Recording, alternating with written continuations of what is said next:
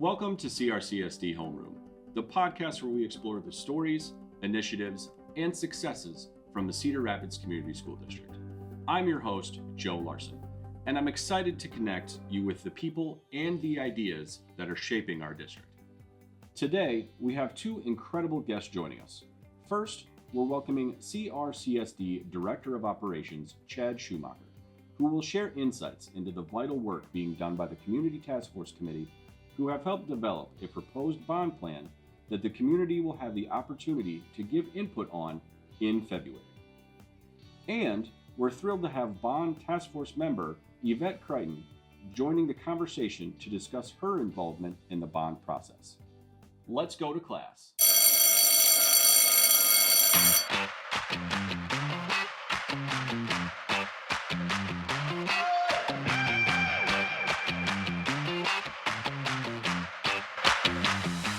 All right. Thank you very much for joining me, guys. No problem. This is Thanks for having me. absolutely the first CRCSD Homeroom podcast. So thank you for being a part of this.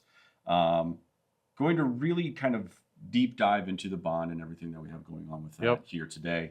Obviously, Chad, your work that you've done over the last 6-7 months has been highly talked about. So thank you for being here. Yeah, no problem. And Yvette, great to have you here as well. You know, input from someone who is a parent of the district. And can provide some real insight onto what the task force has been doing as well. I'll start the questions with you, Chad. Someone who, I would be honest with you, 3 months ago, if you would have asked me what is a bond, I would have told you, I have no idea, Chad. Sure. Give me an overview. What is a bond? What does that look like? And how does a bond differ from other funding sources that the school district has? Yeah, so a simple topic like school finance and school funding broken down to real simple, right?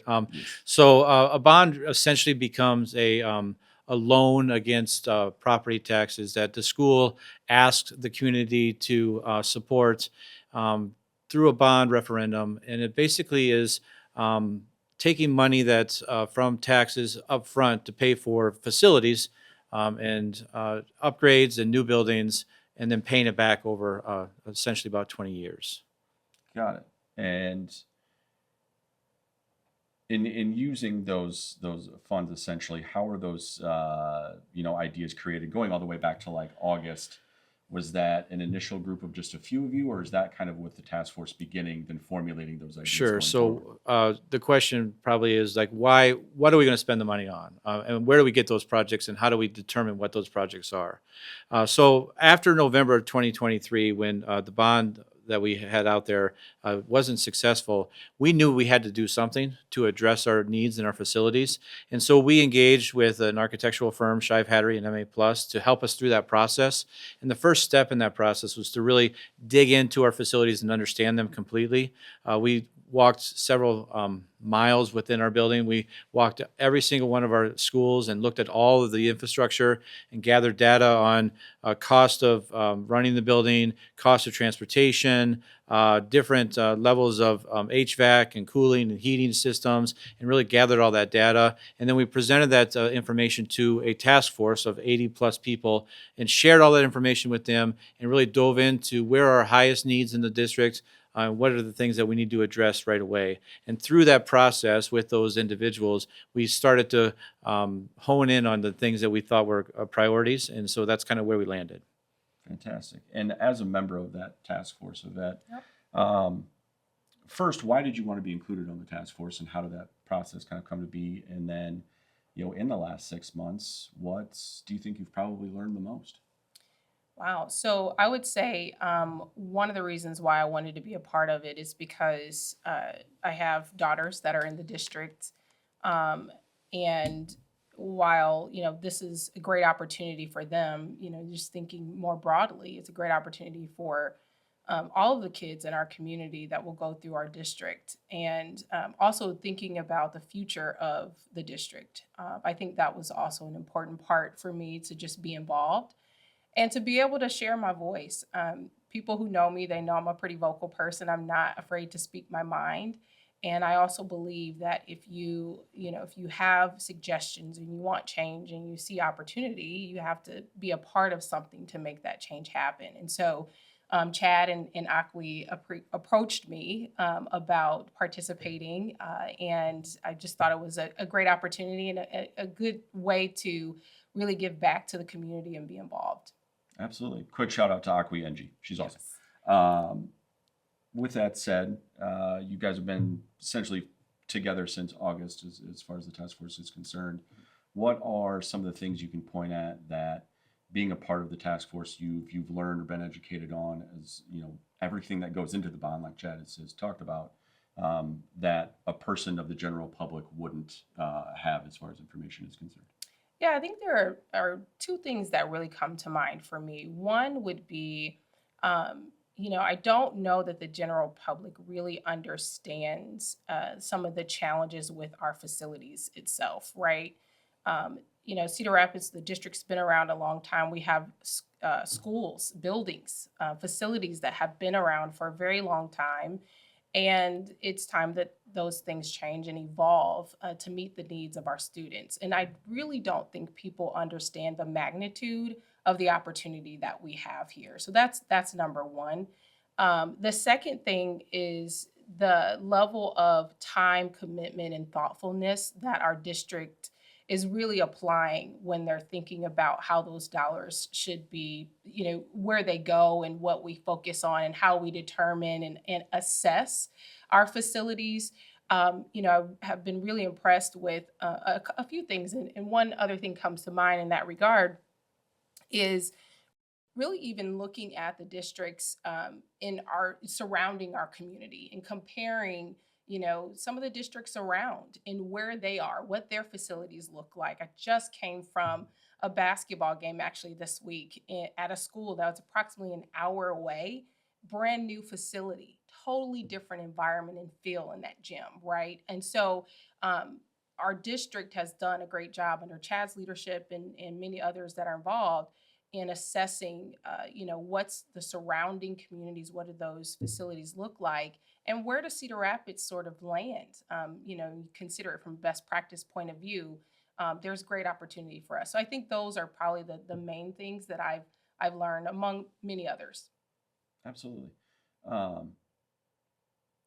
I think it essentially goes without saying, and so far I've been at two bond meetings, the one back in December and the one here just a couple of nights ago in January, and it's been eye-opening to me to see how much really goes into it. You're talking about the miles and miles of schools that you've walked and the things that you figured out. It isn't just taking some information, throwing it, onto the wall and seeing what sticks. It is very thoughtful, intuitive, hard work that you guys are putting together. And I think that's from, again, kind of more the parent of the district standpoint, something that I've definitely resonated with of the people that are doing this are doing it with the best of intentions. So long story short, thank you guys. Yeah. I think that's been important. And Absolutely. I'll take that and roll into there is a lot of information. There is a lot of data. There's a lot of things that you have to consider. How, with that process dating again all the way back to August until now, how have we gotten to the option to where we're at now, and how does that look, Jed? Sure. So, as I stated before, we took all that data and we really took a deep look at that information that we received through our evaluations of our facilities. But not only the evaluation of the facilities, but also the evaluation of the programming, and really trying to make sure that when we look at any kind of construction or facility upgrades, we're looking at trying to build an equitable educational experience for all of our students across the district. So we want to make sure that by 2040, our goal is that all students have the same or similar experience within their buildings, not just from a facility standpoint. And so we also understand that we have different needs within different areas of our district, right? We have population growth in the area of Van Buren and Hoover, in the kind of that west side area of the city, and other schools are experiencing some decrease in enrollment within those buildings as well. And so we have to understand that as well. So taking all that information and understanding that we also want to make sure that we're looking K through 12th grade and trying to do what's best for all students across the board. So that's what we really considered, and trying to also spread out the bond plan across the district. We wanted to try to have a touch in the Jefferson, the Wash, and the Kennedy areas, which would include those elementaries and middle schools in those areas as well. So the plan that we've developed that we're going to share with the community really does take a look at touching all three of those high school areas, but also all three of the levels from elementary, middle school, and high school as well. Absolutely. And then, Yvette, how have you guys, as the task force committee, really taken all of that information that Chad's given and broken it down into this is what's best for our community, our students, and our schools going forward? One, at some of the task force meetings, we do have opportunity to collaborate, to have some discussion, small group discussions, and provide input and ideas, and then present that back for the full task force into the meeting and to Chad and others that are helping to lead this effort. I think that's the primary thing, is really taking that information and having some conversation together about what is it that we can do, or what ideas do we have. The other thing that I think is really important is, oftentimes after the task force meetings, we're asked to talk to people, right? Get input from others, to share, our thoughts and experiences in the district, get others' thoughts and experiences there, and then bring that back as well. And so it is really this process of feedback and input, both during those meetings, but also outside of that from those in the community that we engage with. And I would also say that it wasn't done within a shell of the task force. Every single PowerPoint and all the data points are on our website. You can go there and see every single thing that was presented to the task force, and all the questions that were asked from previous meetings were answered at the next meetings for our task force members. So we wanted it to be as open a process as possible. If we could have had a task force of all 60,000 registered voters in the district, we should have done that, but it's just not possible to do that. So Did you check with Kinnick Stadium if it was available? We did not check with Kinnick Okay. Stadium. That's fair point. But we definitely wanted to arm our task force with the information that they could use to go out and talk to the public, and to really share what's going on, because this is a decision that our community is going to make. It's not a decision that the district is going to make. And we understand that our goal is to get that information to our voters so they can make an educated decision when they go to the poll to vote on this bond. Our responsibility is to give them a detailed and concise plan so that they know what they're voting on, but they have to hopefully believe that that plan is rooted in a lot of work and data and decision making amongst that task force. On that note, can you give me just kind of a quick overview right now of where the bond currently stands and what's included? Sure. So as it currently stands, and we are going to send out a survey to all of our voters on this as well, so they can give us feedback on this. As it stands right now, we were looking at renovating Wilson Middle School and changing that into an elementary school, and bringing two of our elementaries to that building, and those Wilson kiddos would go then to Roosevelt Middle School. Dedicating some of our PEPAL and SAVE money to preparing Roosevelt to accept those kids and have them come to that building as well. The other piece is renovating McKinley, adding a small addition there for some classroom space, and renovating that to an updated middle school, and bringing Franklin over to that building, and then utilizing Franklin within our inventory for other programming, possibly Metro programming to move into Franklin, and the transition kiddos, those kids that are with us until they're 21, they might also be a part of that Franklin building as well. The key to that is that some of the buildings that, it's not just a project of McKinley and Wilson, but it's also those buildings that are affected by that or impacted by that as well.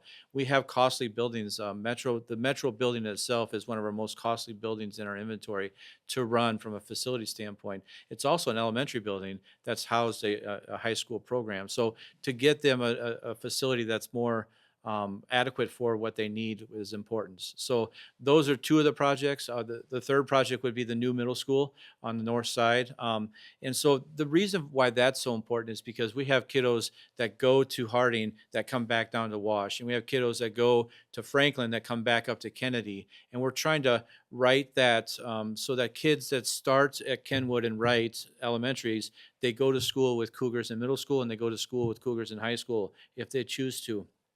Same thing for the Washington Warriors and the Jefferson Jayhawks. So we really want to try to honor the 2018 plan, which one of the pillars of that plan was let's have a true feeder system that allows for our educational journey to be with the same kids throughout the whole career. So that's kind of the bond plan as it stands right now, and so hopefully we see some support with that.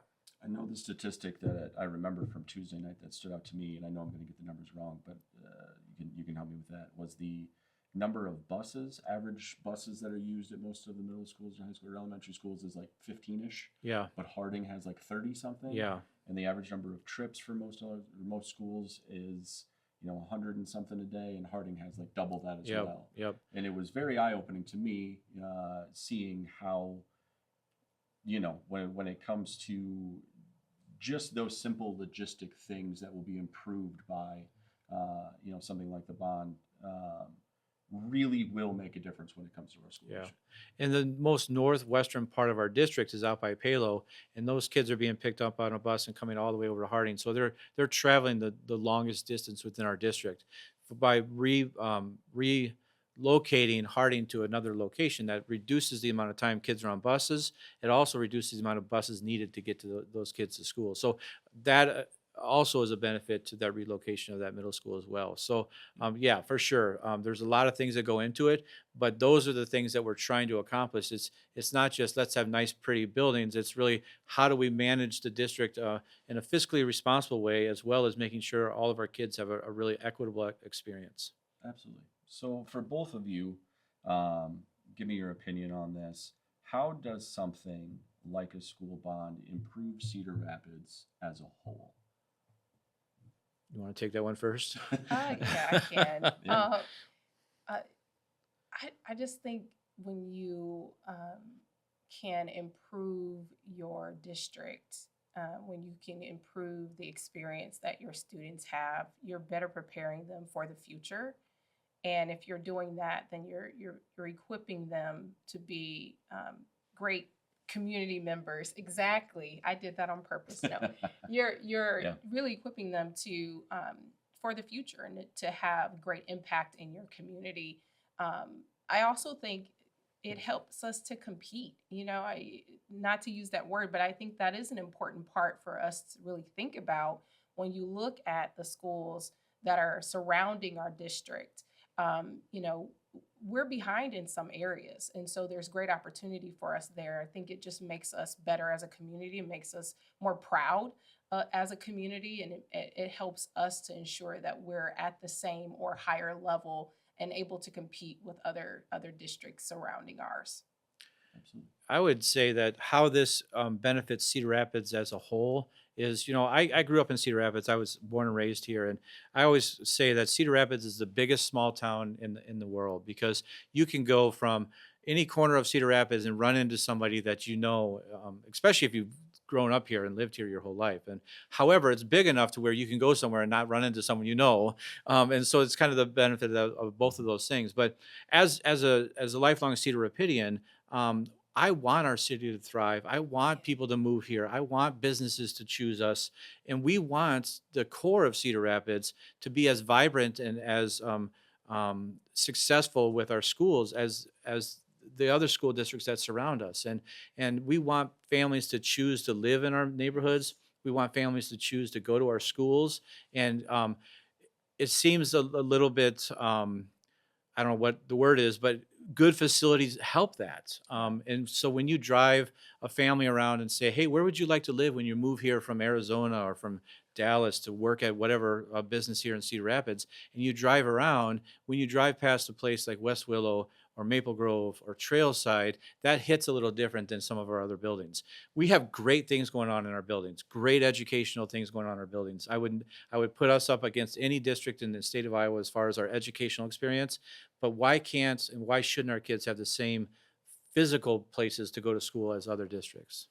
Absolutely.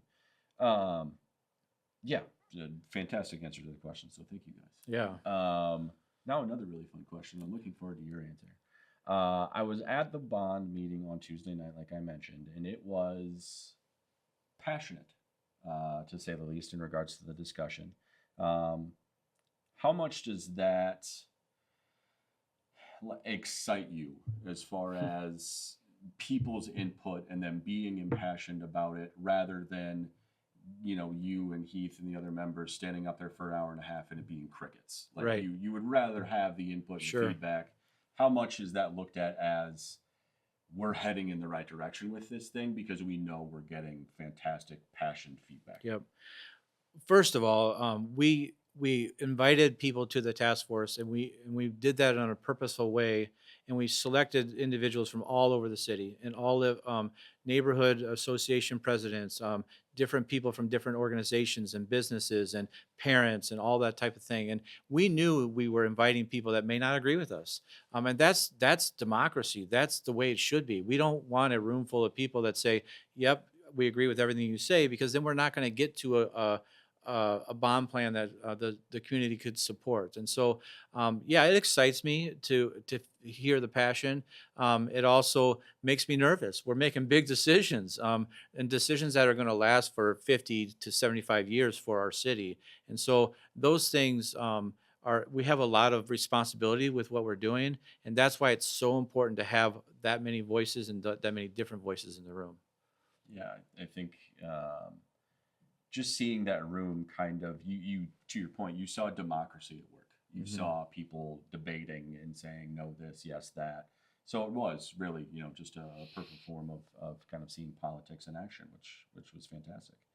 Are there any current, myths or anything out there about the bond that either of you have heard that you want to kind of correct in having this platform at the moment to make sure that people are just informed and educated about what the bond actually is, whether that's where the money come from or whatever it is? Is there any of those that you would like to speak about? I'll let you take that one. All right. I think the big thing that I would like people to understand is that we did not go into this process with a plan, and we weren't just checking a box of we'll get some people together, let them feel like they had a voice, but we already had a plan put together. We came into this as a true open process that we wanted feedback, and through that process, we felt like we landed in a spot where we did. We we have to make a decision and we have to move forward because the ultimate opposite end of this is that if a bond doesn't get passed, we may need to also make some decisions about our facilities because we know we're under enrolled. We know that we have costly buildings that we can't afford to keep and maintain. And so we want to provide great experiences for our kids and facilities that are great for our kids. But we also know that we need the support of the community to do that. So the thing that I would like to dispel would be that this is just an exercise in making people feel like they have a voice, and that's not the system or the process that we went through. We truly listened to all of our feedback that we got. We read every single question and every single comment that we get, and we try to listen to the people as much as we can. Definitely. Yeah. And I'll add to that too. I think that definitely resonates with me. Even thinking about how sometimes the meetings there's a lot of passion that comes into the conversation, and a lot of our members of the task force, myself included, challenging, some of the decisions and the information and asking questions to better understand. And I would say that something that I would like to dispel is that there's a lack of transparency. That's absolutely not true. There's at every meeting that we have, there's information and data being presented to us. And if we feel like something's missing or we have questions on it, we ask that question, and the leaders bring that back. Chad and team, the district leaders bring that back to the task force to make sure that we're fully informed. And so I think that's a big myth that perhaps there's something that is not being communicated or just not uncovered. But in terms of the task force, there's a lot of information that we're being presented with, and the leadership has been very transparent about what's going on in the district. Awesome. Yeah, it's. I guess I can't say enough. Just from being a part of the two meetings that I've been at, how that has been very obviously true. The amount of data that you guys are pushing out, the amount of information, the amount of just again, transparency as far as this has been the process and what we've been at has been definitely eye-opening to me. So I agree with you guys wholeheartedly. Chad, for the next, what do the next few months look like in regards to, the bond and next steps? Sure. So we're going to continue to vet the bond plan that we have. We're going to send out a survey to, like we said, to all 60,000 plus registered voters within the district, get feedback from them as well. Once we have that feedback, probably around March or so, we're going to present that feedback to the Board of Education, and we're going to recommend a plan to move forward for the bond. Once that happens, then we'll go into what we call, it'll be the get signatures phase and get a bond referendum officially on the ballots, and then we'll start to hopefully get people to say this is a good thing to vote for, and this is what we want to support. So, and then by August of next year, we should have a lot of yard signs and other things out there saying this is a great idea to support. And then November of 25, we will have the vote for the bonds. Fantastic. Survey, I believe, comes out February 10th. Yep, Is that it'll correct? hit mailboxes and also the emails on February 10th. Yep. Okay, so yeah, mailboxes as well as an online Yep. Opportunity for Yep, people to fill out there as absolutely. well. There'll be a QR code on the mailing. There will also be on our website. You can take that as well. So digitally or paper copy for sure. Okay. And then with that, for both of you, are there things in the next couple of months? Obviously the survey is a little bit of a nerve-wracking time, but anything that really excites you about, kind of the conversation going forward here in the next few months of what we think the bond will kind of continue to roll down the tracks and what it turns into? I'm just excited to continue to get feedback from the community because this is truly a decision that's going to be made by the Cedar Rapids Community School District. This is their district. We are here just as stewards of this district, and so we really need the feedback. I would love it if we got 100% participation in the survey. That's probably not realistic, but the more people that weigh in, the more we have the ability to make sure we're doing the right thing for our community. And this is their decision. And whatever they decide, whether it be through the survey or through the vote in November, that will be what we're left with, and we'll have to make decisions based on that. We are at this point going to move on to something that we are going to call extra credit, because who doesn't love extra credit? But this is just an opportunity for us to learn a little bit more about who you guys are. So when people run into you to ask you questions, they do realize that, Chad, you are a human being. You are not just a hologram or a figment of district imagination or anything like that. And the same for you, Yvette, as well. So the very first pressing question that I have for you guys: when you were a student at school, what was your favorite school lunch? I can go. And you know what? I'm not real proud of this, but I'll share. Mine was, we used to have chili with the peanut butter sandwiches, and you Okay. dip the peanut butter sandwich in the chili. Like that was Did That you was also my have chili thing. and cinnamon rolls, like the Iowa staple of chili and So cinnamon rolls? did not. And I Okay. grew up in Iowa. Okay. I didn't know about that until I came to Cedar Rapids. So and Gotcha. I haven't been brave enough to try that. So All right. yes, but the chili and the peanut butter sandwiches. See, I'm from Northwest Iowa, and we had that for school lunch all the time. That Yeah. was chili and cinnamon rolls like no other. And we did not rehearse this, but I was going to say cinnamon rolls and chili because Mrs. Fandel, who worked in our cafeteria, she made basically cinnamon rolls from scratch, and they were the really good, yeasty, good cinnamon rolls. However, when Chick-fil-A came to our school for the first time on Friday Chick-fil-A, Okay. that was the big deal. So, Yeah, that's a game changer. and I don't want to date myself of how long ago that was, but that was a big deal to have Chick-fil-A for lunch. So, Absolutely. I can remember, I didn't really care as far as lunch, but I can remember having what my school called Charlie Brown pie, which was like the graham cracker crust, chocolate pudding, and then whipped cream. oh, sure. And you would just be like, I'll just take 3 helpings of that, and you'd go sit down, and you'd just be on a sugar high Yeah. for the rest of the day. And then the no-bake cookie, right? That Yes. chocolate no-bake cookie that everyone got as well. That's a memory for me too. Absolutely. Second question: what subject, directly or teacher, kind of shaped your educational mindset as to the mindset that you have today in regards to education? Was it more a certain class you took, or more a teacher that kind of led you in a certain way? How did that help you guys? I would say there were probably two that were really impactful to me. One, my mom's a retired educator, And so she was never my teacher, and that was by design. I didn't want to be one of her students, Yeah. but just her passion for education, seeing her commitment to her students, to her preparedness as a teacher, watching her late nights grading papers and doing all preparing and all those things, and just her expectation of education and the value of education. So that was very obviously really shaped me. I had some really amazing elementary school teachers. I think they just had such a great impact. Mr. Latta was my music teacher.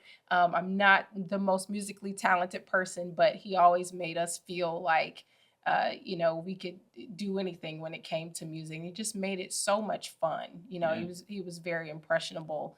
And there's so many others as well, but those are the two that come to mind for me. Fantastic. I'm going to take a little bit different slant. I think of a professor I had when I was getting my master's at Drake for educational leadership, and his ability to master the content, but also to have the human side of it and understand that students and education, and the fact that you have to have that relationship with students to be able to get them to be successful. He talked about being an associate principal at a high school, and the, he had to discipline kids as associate principals do. And he went down to the cafeteria one day and they had moved the letters around, and they had said something very mean, Mr. Stouffer, and he said, at least they said Mr. Stouffer. So just that respect piece, and making sure that you build that relationship with kids, even though you have to sometimes help them along the way, you're still building that relationship with them. So that's kind of who I thought of when you said that question. Fantastic. I'm going to ask this third question completely off the wall, but I'm thinking about it in my head because of timing of when this episode will be out to the public. What would be your perfect Super Bowl menu at your house? You're having a Super Bowl party. What are you? If I'm going to Chad's house, what's on the menu? What are you making out for us? So I'm smoking some wings on my Traeger, and I'm making sure we have nachos. And yeah, that's probably the two main things: that homemade nachos and smoked barbecue Right, wings. everybody's invited to Chad's house. We're going on Super Bowl Sunday. We'll be there. Well, I would definitely say wings. We almost always have wings, and I try to make a variety. So we usually do something really hot, like the buffalo sauce, some plain ones, and then like barbecue flavored, some with barbecue sauce on it, not flavored. That sounds weird. But we do have wings usually, and then some side dishes, mac and cheese, homemade mac and cheese. I usually bring that out, and a few other things. But yeah, certainly have chips around, Yep. and just the snacks Yep. too. But yeah, it's a And good time. a good scotcheroo thrown in there too Oh, yeah. is always a good thing. I think that's a Midwest or Iowa thing too, is scotcheroo. Yeah, scotcheroo is very, very Midwest. Yeah. 100%. But yes, we're definitely going to have those for sure. Yes. Well, thank you guys. Thank you. Very much appreciate the opportunity to be able to talk to you, learn more, and obviously help just everybody on the education of what the bond is, what that looks like for us as a public in a district, and really just the opportunity to make sure that the right things are being put out there as far as what it means for us. And, between now and hopefully November, we continue on a fantastic path. So, and that's a wrap for today's CRCSD Homeroom. A huge thank you to our guests, Chad Schumacher and Yvette Creighton, for joining us today and sharing their insights and opinions on the upcoming bond with us. Class adjourned. Attention parents and guardians. The Cedar Rapids Community School District is thrilled to announce that registration for new students is now open for the 2025-2026 school year. Whether your child is entering kindergarten or you're exploring our exceptional magnet school programs, now is the time to secure their spot. Don't miss this opportunity to give your child a head start on a bright future. Visit our website at crschools.us to learn more about the enrollment process, explore our school options, and find important dates and deadlines. Join the Cedar Rapids Community School District family today, and let's embark on this educational journey together. As we continue our work together, let's remember the 5 E's of CRCSD. Everyone equipped, empowered, and engaged to excel. It's through these values that we grow and thrive as a district. Before we go, don't forget to check out some of our other exciting podcast episodes, such as The Future Ready Today, released every Friday, where we cover important topics from the district newsletter. And as always, you can follow us for more information on all of our social media platforms. Thank you for listening to CRCSD Homeroom. I'm your host, Joe Larson, and we are CRCSD.